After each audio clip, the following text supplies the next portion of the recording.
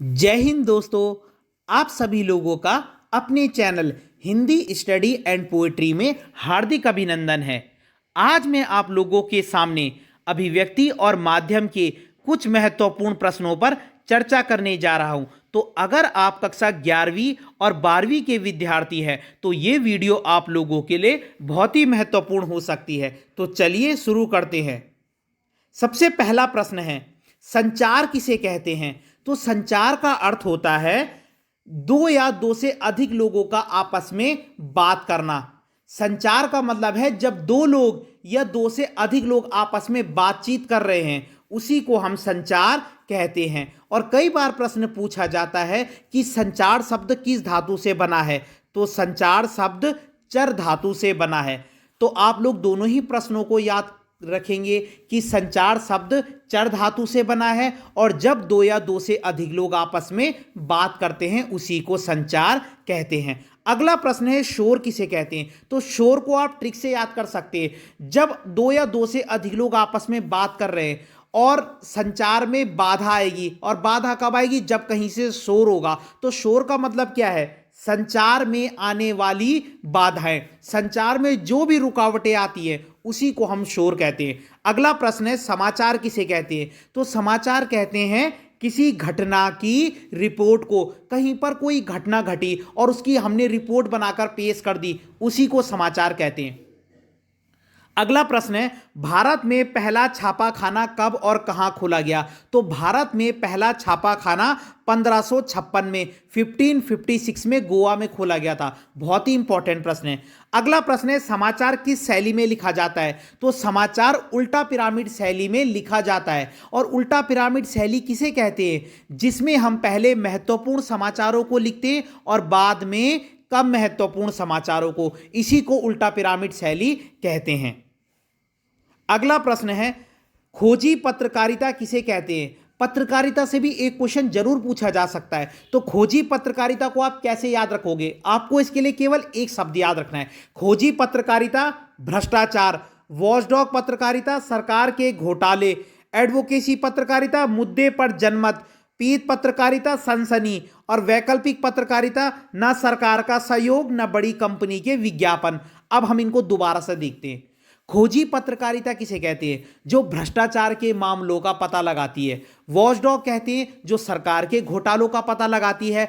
Advocacy कहते हैं जो किसी मुद्दे पर जनमत बनाती है। अब इसको समझिए, किसी मुद्दे पर मतलब अब कोई पत्रकारिता है, कई लोग उस मैगजीन को पढ़ते हैं। अब उस मैगजीन में किसी इंसान के पक्ष में कोई बात लिखी है, तो आप लोग जो उसको पढ़ते हो, उस मैगजीन के आप जाहिर सी बात है फैन होंगे, तभी आप उसे पढ़ते हैं। तो कहीं ना कहीं वो जो मैगजीन है वो आपके माइंड में एक पॉइंट ऑफ व्यू तैयार करती है, उस चीज के लिए एक जनमत बनाती है। मतलब लोगों की जो मानसिकता है वो उस चीज के प्रति क्या करती है, मतलब जागरूक करती है ना। अब 100% लोग कन्विंस नहीं होंगे तो 90% तो होंगे। तो ये पत्रकारिता वही काम करती है कि लोगों के पॉइंट ऑफ व्यू को, जनमत को तैयार करती है। और पीत पत्रकारिता क्या करती है? वो सनसनी फैलाती है, कोई ऐसी खबर प्रस्तुत कर देना कि सनसनी फैल जाए। वैकल्पिक पत्रकारिता, इसे ना सरकार का सहयोग मिलता है और ना ही बड़ी कंपनी के विज्ञापन, क्योंकि इतनी फेमस नहीं है तभी से बड़ी कंपनी के विज्ञापन नहीं मिलते। तो आप पांचों पत्रकारिता को याद रखेंगे कि खोजी भ्रष्टाचार के मामलों का पता, वॉचडॉग सरकार के घोटालों का पता, एडवोकेसी किसी मुद्दे पर जनमत बनाती है, पीत पत्रकारिता सनसनी फैलाती है, और वैकल्पिक जिसे ना सरकार का सहयोग मिलता है और ना ही बड़ी कंपनी के विज्ञापन। अगला प्रश्न है, डेडलाइन किसे कहते हैं? डेडलाइन होता है समाचार को कवर करने की जो टाइम लिमिट होती है। अब आज कोई घटना घटी और आप रिपोर्टर हो, तो क्या आप उस न्यूज़ को 2 दिन बाद लाओगे? नहीं। तो समाचार को भी कवर करने की कोई टाइम लिमिट होती है, कोई समय सीमा होती है, इसी को डेडलाइन कहते हैं। प्रिंट माध्यम या मुद्रित माध्यम, ये सबसे पुराना जनसंचार माध्यम है। जनसंचार का मतलब होता है लोगों तक सूचना पहुंचाना। तो सबसे पुराना जनसंचार माध्यम क्या है? प्रिंट माध्यम, या इसका दूसरा नाम है मुद्रित माध्यम। अब कई बार क्वेश्चन पूछा जाता है कि आधुनिक जनसंचार माध्यमों में सबसे पुराना है अखबार, टीवी, रेडियो, इंटरनेट। तो इसमें प्रिंट माध्यम क्या है? इसमें सबसे पुराना माध्यम क्या लग रहा है आपको? अखबार है। समाचार लेखन के कितने ककार हैं? तो यह भी बहुत इंपॉर्टेंट प्रश्न है। समाचार लेखन के 6 ककार होते हैं। क्या, कौन, कब, कहां, क्यों, कैसे, आप इन सबको याद कर लेंगे। जब आप कोई भी न्यूज़ पढ़ते हैं तो आपको इन 6 चीज़ों का जवाब मिलता है कि क्या, कौन, कब, कहां, क्यों, कैसे। तो समाचार लेखन के 6 ककार है। पत्रकार को उसकी रुचि के अनुसार काम देना बीट कहलाता है। अब पत्रकार कई प्रकार के होते हैं, तो पत्रकारों के भी अपने अपने इंटरेस्ट होते हैं। कई पत्रकार होते हैं जो बॉलीवुड सेलिब्रिटीज का इंटरव्यू लेते हैं, कई पत्रकार होते हैं जो स्पोर्ट्स से रिलेटेड न्यूज़ लाते हैं। तो पत्रकारों को उनके इंटरेस्ट के अकॉर्डिंग काम देना, पत्रकार को उसकी रुचि के अनुसार काम दिलाना ही बीट कहलाता है। अब है लाइव समाचार किसे कहते हैं? तो लाइव समाचार कहते हैं समाचार को सीधा घटना स्थल से दिखाना। कई बार आप मैच भी देखते हैं लाइव, तो लाइव का मतलब क्या होता है कि समाचार को सीधा घटना स्थल से दिखाना, जहां पे वो चीज हो रही है उसको वहीं से प्रसारित करना। अगला प्रश्न है फ्लैश या ब्रेकिंग न्यूज किसे कहते हैं? बहुत इंपॉर्टेंट है। तो समाचार को कम से कम शब्दों में दिखाना ही फ्लैश या ब्रेकिंग न्यूज कहलाता है, कि समाचार को आप कम से कम शब्दों में दिखा रहे हो।